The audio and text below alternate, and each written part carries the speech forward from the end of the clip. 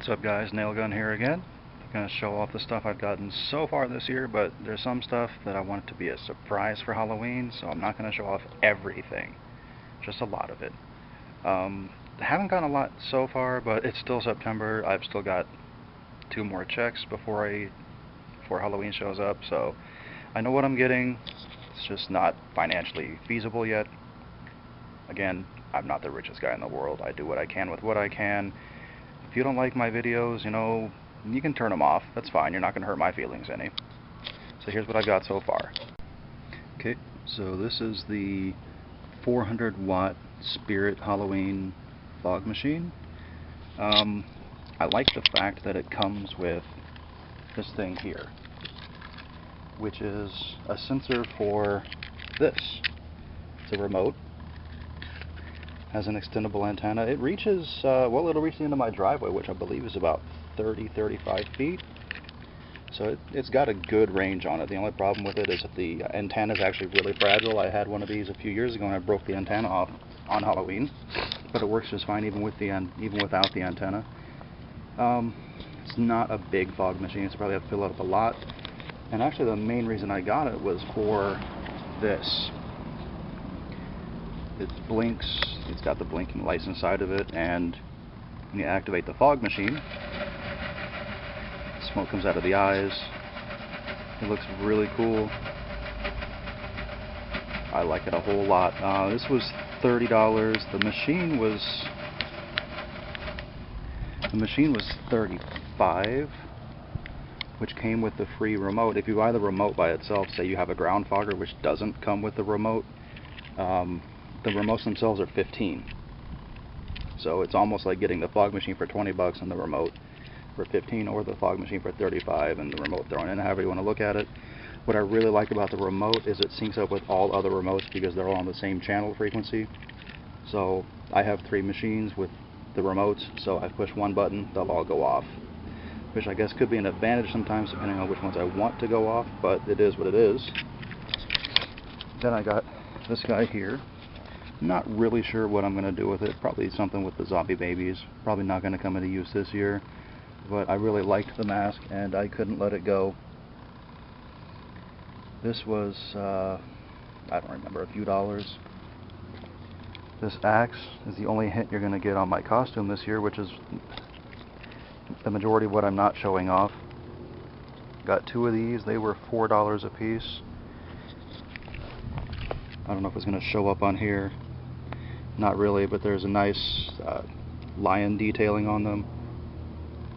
Yeah, it doesn't really show up, but they're pretty cool.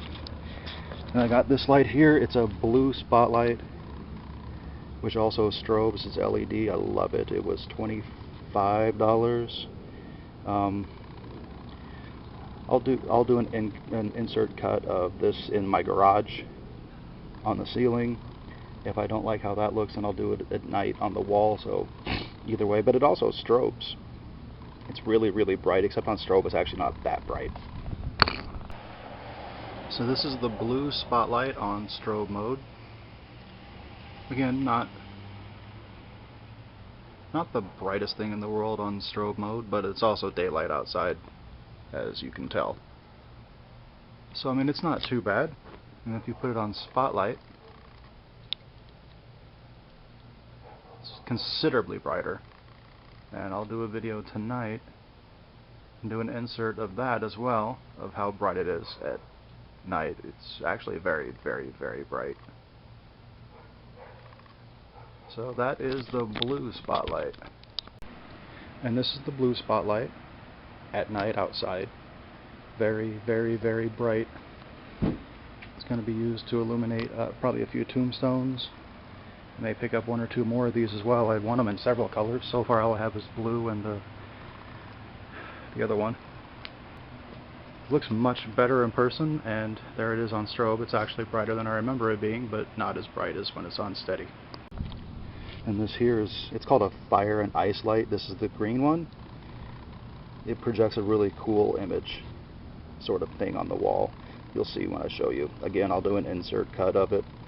Not sure if it'll be on the garage roof, the garage ceiling I mean, or the wall outside. Depends.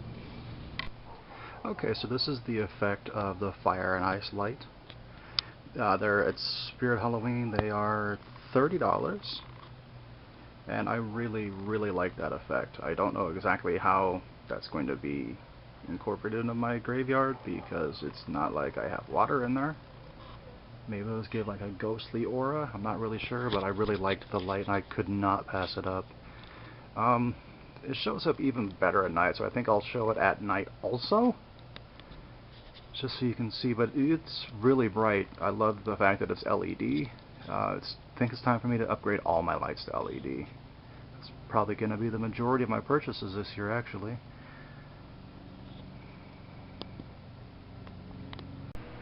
So this is the green fire and ice illuminated on a wall at night. It just looks awesome. Not 100% sure if this is something I'm going to use to illuminate in the graveyard on the ground, or find a way to suspend it and actually point down on the ground, which also looks really, really cool. But here it is. And this is what it looks like when it's on the ground. It's really, really, really kind of badass, actually. I don't know exactly how I would hang this from the eaves, because it's actually just on a stake, because it's designed to be in the ground. But if I could find a way, I think this would be a good way to illuminate the graveyard also. And the higher you go, the bigger the area, of course. But it just looks really, really cool. Kind of like spirits trying to get out of their graves or something. And this, no idea what I will ever do with this. If anything, it's a steampunk gun. Needs a little bit of modification. It's got some markings and stuff to show that it's fake, but I liked it. It was like $4, and it was the only one at the store, so I had to buy it. So far, that's what I have, and see you guys later.